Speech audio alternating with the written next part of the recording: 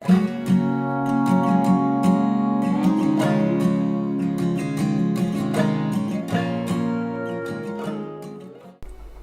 morning, guys. Today we are going to be really busy. This was me having a little early morning cup of tea and watching YouTube while Chico decided to have a nap on my bed.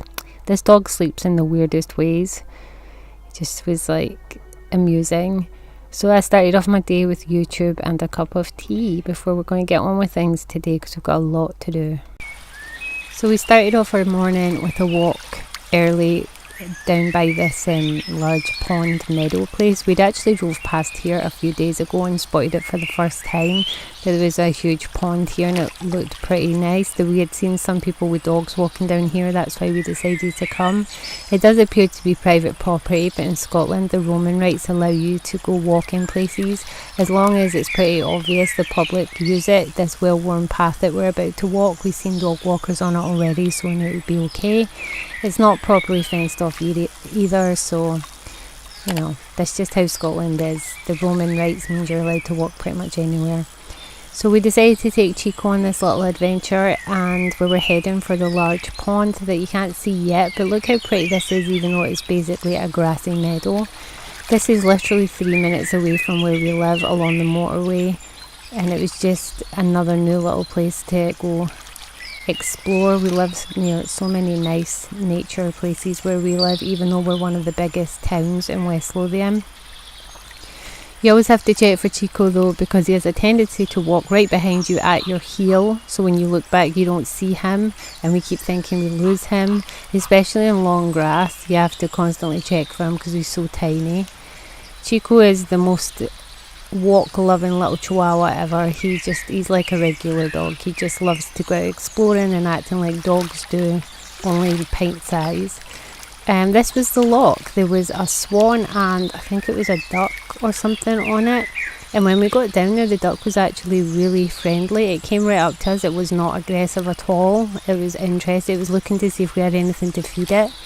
But as it came closer, we noticed there was like black, what looked like wire around its leg and its wing, and we were concerned that it had maybe been caught up in fishing line, because we did see some people fishing at the far end of the pond. So we did a little 10 minutes here staring at it, trying to figure out if it was needing help, looking in the area around it to see if it was wire or if it was just some of the reeds that were rotting. And after staring at this poor animal and having it swim in circles, we realised that it was just water reeds. The underwater there you can see where they're all black, that is just reeds that have rotten, and it's what was over its wing and its leg and weren't actually tangled. Ross was trying to encourage Chico to come to him, and the silly dog was heading for the water, not the stones, to get up, and I'm scared that he was going to drown because Chico doesn't really like swimming. He hates water, he doesn't even like baths. So I was just like, leave my dog alone. He's coming back to me. Stop trying to drown my dog.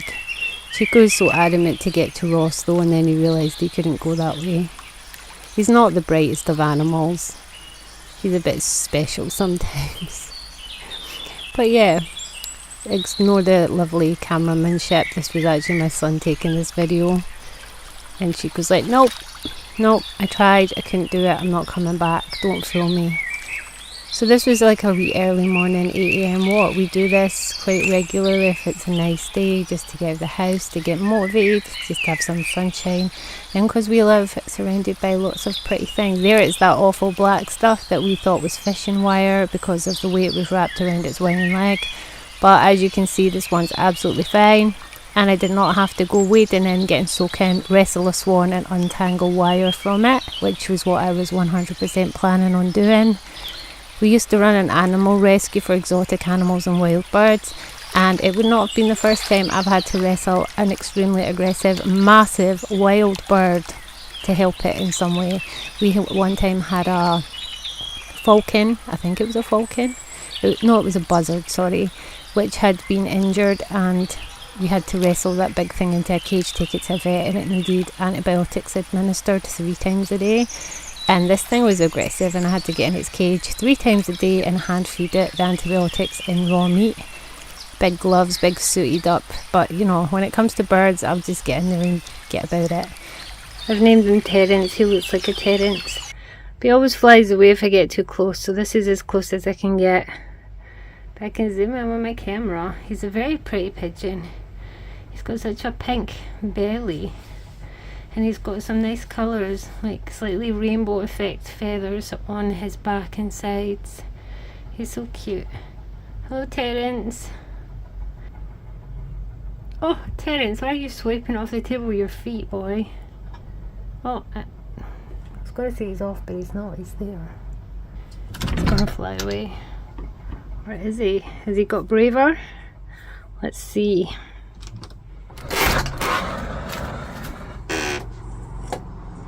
Hello, Terence. Hello.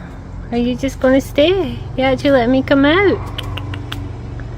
You're thinking about flying away. I need to come out there. I've got stuff to do. Can I come out? Can I come out?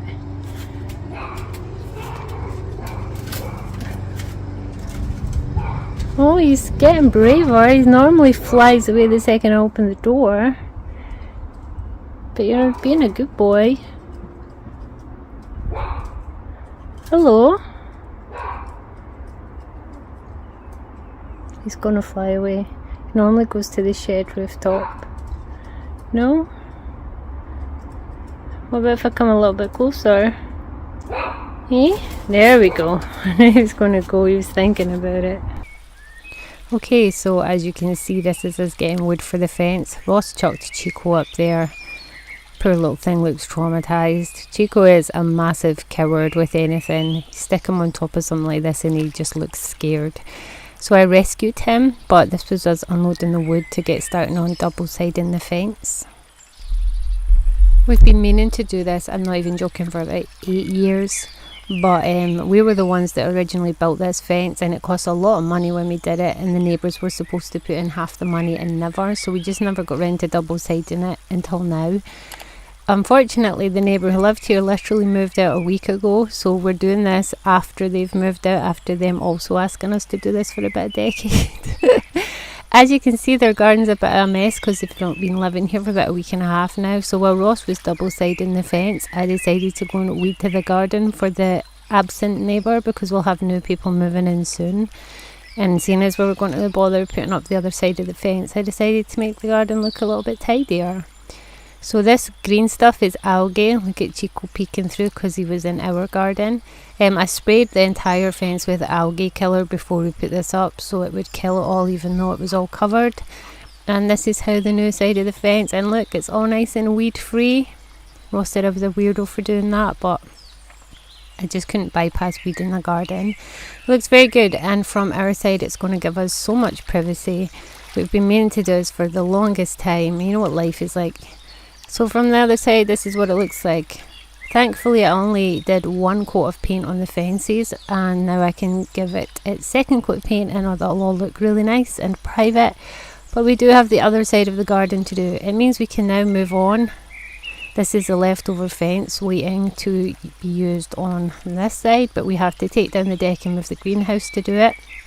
We're going to do the bits we can, and we're going to get on with the AstroTurf this week and get the shed back in place and move on to a different part of the garden. So it's exciting stuff. I don't know if you guys know what kimchi is. Kimchi is amazing. I just made a whole new tub of it. It is Korean fermented cabbage and it's spicy and it's so good. I also have a whole bunch of craft supplies because I've got so much to do this week. I've got some bags to make. I'm going to do some cottagecore bags. I've got a whole bunch of keyrings to make. I make merch sometimes relating to my books. So I've been making wolf keyrings. This one. I've got more of them to do. I'm covered in stuff for the fence. They're so cute. I've been upcycling some old tins and then putting the resin on them, and they've turned out so good. I even did myself a big massive chocolate tin, which is all resined, and I did this one up here. I can't remember what that was. Still haven't finished my bird. I've still not done any more to my paintings. I found a whole bunch of old stock for stuff when I used to have my online store, so I'm just cleaning it up, making sure it's got like a new glaze on it just to get it nice and shiny again. I'm just going to stick, I think I've got like 5 or 6 different ones on my Etsy to get rid of them. These are really old stock. I made these for when I did the camper van events every year. So the last time I did a camper van event was like 3 years ago. So it's amazing I still even had any. And I stole a chair from my mum because my chair is not the comfiest.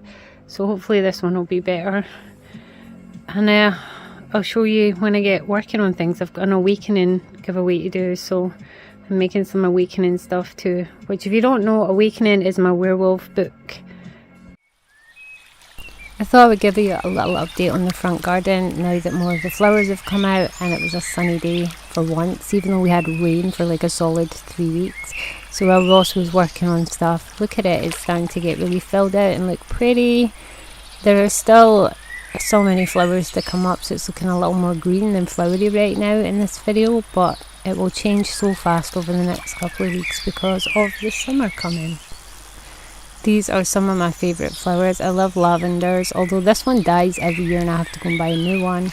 Some of this is needing really pruned back this autumn. I left it to grow kind of wild last year and now I'm regretting that I didn't prune it further back and so that it was all starting fresh. But this is just some of the plants that's come in. I do thin out these foxgloves because I've kind of overtaken. And it's a new day and this is what needs to be done in the back garden. We started trimming down the branches, the lower branches, because this needed to be done before we can move the greenhouse. There were some of them right down on top of the greenhouse. So we decided to take up them as high as we could and also from the car park behind to trim them all back. There's Ross starting on the little bit of fence, checking the decking because it's rotting away, but we're going to be removing it anyway. And he was getting on with the fence while I was shredding all of the branches that we took down, but we were not done. This is just how much we got done this day. I managed to shred this entire big bucket here. This was a huge, massive pit. And I filled my composter, which I realised I'm going to have to take that all back out again because some of it was kind of chunky. Okay, after a really hectic weekend of doing a lot of manual stuff outside, I decided I'm going to take a quiet day. Mondays are normally a day I'm really tired. So this is a tea towel and this is trim that I've cut off of it. This is some fabric and I'm thinking I'm going to make a nice tote bag. I'm going to use the same green trim as the handles. I've got some coconut buttons. I think I'll put a lining in it. I just want a cottagecore bag that I can list on my Etsy. I'm going to start working through all my upcycled fabrics over the next few months, turning them into bags and pouches and get them on my Etsy. So this is the first one. It's a tea towel. It's going to become the cutest bag ever when it's finished. So I'm going to get some sewing today just as a way to force myself to sit and do something quiet and non-physical because I'm very tired and I have a tendency to ignore my tiredness and go out and do more physical stuff. And the last couple of weeks I've been burnt out a little bit, so I need to stop doing that. I need to take more self-care and sewing will do that. Look how cute this is going to be. This is going to be adorable. I might even put a little bit of that on the inside. It's going to be on the back of the handles, but if I've got enough I might put some of that flowery fabric inside it as a pocket. We shall see. It also needs a bag charm. That's going to be so cute. So this bag's taken me about 2 hours to make. So inside it's got a pocket here and then it's got a big divider, so you've literally got 3 spaces in the bag, and on the back it's got a zip pocket too, which is a secret pocket inside the lining. So you've got loads of pockets. It's an adjustable strap. It's green on one side, it's that on the other. So I'm pretty much loving this bag. And now I'm like, I want to sell it because it turned out so freaking cute. Like, this is totally my style. Obviously, because I made it, so... But yeah, it's gorgeous. So who knew, a tea towel and some fabric, little, like a fat quarter of fabric. And these were salvaged clips off a handle of a bag that I bought. They never used the handle, so I just cut that up. But look at it. Isn't it so freaking cute? So cottagecore. So these are bookmarks that I've made this week. They're shaker bookmarks. I actually made a video on these forever ago on my craft channel. These ones are for my book series Awakening and the Carrero series. If you follow me because I'm an author, you'll know that they're my most popular 2 series of books. And these will be going on my Etsy. I only did 3 of each, but I tend to make a lot more because, you know, they sell out really fast. Anytime I've made these in the past, they're gone within a matter of days. So I may make some more in other themes too. It is 7 AM and I've been making a new bag. So this was made from scrap fabrics. The back is got a half one and a pocket is fully lined. But I decided to use all my scrap fabrics up to empty my little scrap bin, and I made this bag. I also made this one. It's got a pocket on the inside, this one. This was from a wall hanging. It's also lined. And then I also made this one. This was a tea towel, and I've had this tartan fabric for absolutely ages and decided that I would use it. And inside this is multiple pockets, a phone cozy and a bottle holder, which can actually come out. This little extra strap here is the bottle holder, but I can't open it because I've only got one hand, so I'll show that later in the video. But I've been making bags for a restock on my Etsy. Okay, since we had some rare sun after weeks and weeks of rain, we decided to make the most of it, down tools and go and spend some time at Pokemon Park, which is about 3 miles away from our house. This is a big, massive nature park that has play areas, an owl sanctuary, a golf driving range, some other stuff in here. There's a cafe, there's a barbecue area, but there's a really massive woodland walk past the golf courses and things. So we decided to come down. Oh, rogue squirrel hiding behind the tree. There was plenty of them kicking about. Because it was a sunny day, there was quite a lot of people out walking their dogs just like us, but we decided to make the most of it. We haven't been here in such a long time, and it is such a beautiful place to come. It's obviously free and open to the public, unless you go into like the owl sanctuary or something, then you obviously have to pay, but it is just a really nice place to hang out. So I thought I would take you on this little walk and show you around Pokemon Park. Ross is a sucker for taking pictures and videos of nature and wildlife, and so a lot of this footage is stuff that I made him take or stuff that he took himself and sent to me. So enjoy Pokemon Park, this beautiful little area in West Lothian. It's maintained by the local, I'm assuming the council, because it is a public space. And we're coming right at the start of summer before things have really started to bloom and get beautiful. So it will be a lot prettier than this, and we might come back here through summer and show you even prettier the scenery around us. Sometimes I think we're very blessed to live where we live. We've got the best of both worlds. We've got a lot of rural around us, a lot of farmland, a lot of forest, but we also are smack bang between Edinburgh and Glasgow, and we're in a really large town. So we have all the modern conveniences and transport and public transport and shops, but we also are surrounded by such beautiful nature. Scotland is a beautiful country, and as someone who has come from the Highlands who misses being surrounded by what a beautiful country, I really appreciate living where I live and being able to go to places like this. It feels like being home again, because I grew up surrounded by nature. There was a forest right on my back doorstep growing up, and I would spend all my summer, all my time after school wading through the forest with my friends. I was a very outdoorsy girl growing up, climbing. We had a mountain up where we live. It is literally half a metre too short to be classified as a mountain, so it is classified as a hill, but it's a freaking mountain, and it's called Fiddish, and had a monument right at the top, and we used to climb it a couple of times through every week of the summer just for fun. This is just where Ross decided to explore some of the surrounding area and he inadvertently caught walkers in every video that he took. So these were the ones where we had the least amount of people.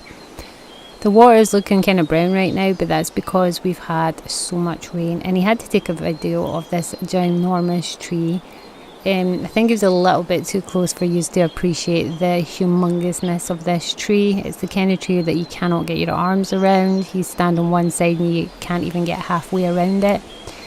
It was a really pretty tree and a really pretty area, and I can't wait to see once this actually goes into bloom rather than just all greenery. It's going to be such a pretty place to be. So we're definitely going to come back and show you this. And whoop, he caught us standing waiting on him because he was taking so long with his video. And there's Chico. So yeah, we decided to head back. We didn't spend an awful lot of time here just because we came here late in the day and it was only for a quick walk. We only were here for like 40 minutes. There is so much more walking to do around this place. We didn't even cover a quarter on the little woodland path. So we turned around and decided to head back because it was a very long week and we were all very tired. And we've got other stuff to do. So I'm sorry this isn't much of an update and more of a lots of outings, but we've had a really busy couple of weeks and I hope to be updating you on the garden when I get back. Terence.